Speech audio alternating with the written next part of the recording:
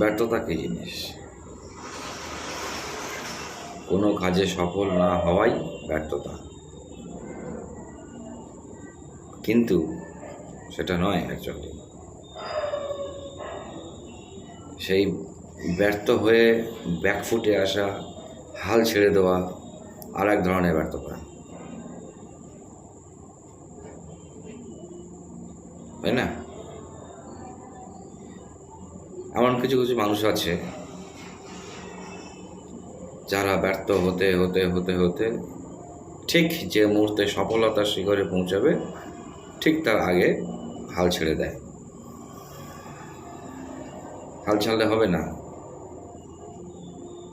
যে জিনিসটা আজকে হলো না, চেষ্টা করতে হবে, ঠিক হবে। আজকে হলো না মানে আজকে কী কারণে হলো না, এটা নিজে নিজে ভাবতে হবে যে এটা আজকে এই কারণে হলো না। আগামীকাল চেষ্টা করতে হবে সেই খুঁতটাকে মেরামত করে আবার চেষ্টা করা। হয়তো আবার ব্যর্থতা আসবে, কিন্তু হাল ছাড়লে হবে না, চেষ্টা করতে হবে। চেষ্টা করতে করতে করতে করতে একটা সময় ঠিক সফলতা আসবেই, আসতে বাধ্য। তার জন্য কী করতে হবে? নিজের উপর বিশ্বাস রাখতে হবে, সর্বশক্তিমান ঈশ্বরের উপর বিশ্বাস রাখতে হবে, তাহলে ঠিক সফলতা আসবে। জীবনে সফলতা মানে কি? শুধু অর্থ উপার্জনের পথ সুগম করা তা নয়। জীবনের প্রতি পদে পদে চ্যালেঞ্জ, সেই চ্যালেঞ্জগুলোকে অ্যাকসেপ্ট করে সফল হওয়ার নামই হচ্ছে সফলতা। এই যে ভালো মানুষ হওয়া একটা চ্যালেঞ্জ। চারিদিকে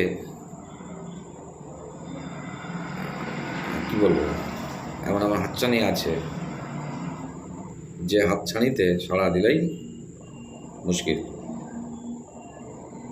সুতরাং নিজেকে কন্ট্রোল করতে হবে, আত্মসংযম করতে হবে, ঈশ্বরের প্রতি ভরসা রাখতে হবে, মনীষীদের বাণী শুনতে হবে, মনীষীদের বই পড়তে হবে, মহান মানবদের জীবনী পড়তে হবে। তাহলেই জানা যাবে ব্যর্থতা বলে কিছু হয় না। জীবনে অর্থ উপার্জনের পথ খুঁজে পাওয়া যেমন সফলতা, তার চেয়ে বড় সফলতা ভালো মানুষ হওয়া।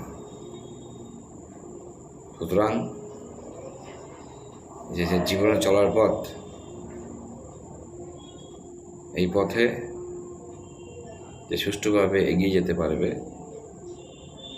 সেই হচ্ছে সফল মানুষ। যার মধ্যে মানবিকতা নেই সে ব্যর্থ মানুষ। যার মধ্যে ভালো ভালো গুণাবলী নেই সে ব্যর্থ মানুষ। মানুষের সুখে, মানুষের দুঃখে, মানুষের অসহায় পরিস্থিতিতে যার মন আকুল হয় না সে ব্যর্থ মানুষ। ঈশ্বরের বিচারে সে ব্যর্থ। ঈশ্বর আমাদেরকে পৃথিবীতে পাঠিয়েছেন শুধু অর্থ উপার্জন করে ভালোভাবে খেয়ে পরে পাঠার জন্য নয়, আমাদেরকে আজীবন সোজা পথে এগিয়ে চলতে হবে। এই সোজা পথে এগিয়ে চলার নামই হচ্ছে সফলতা। সুতরাং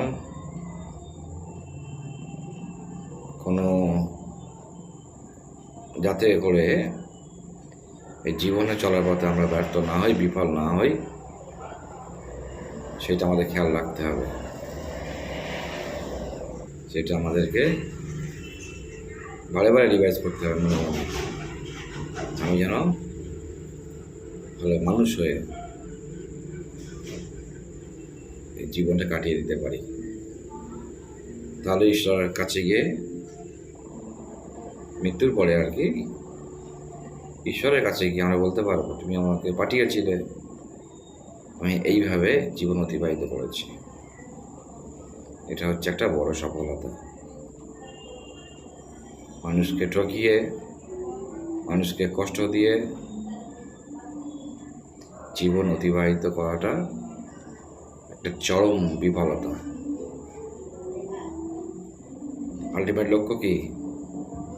নিজে ভালো থাকা, অপরকে ভালো রাখা। ধন্যবাদ, সবাই ভালো থাকুন।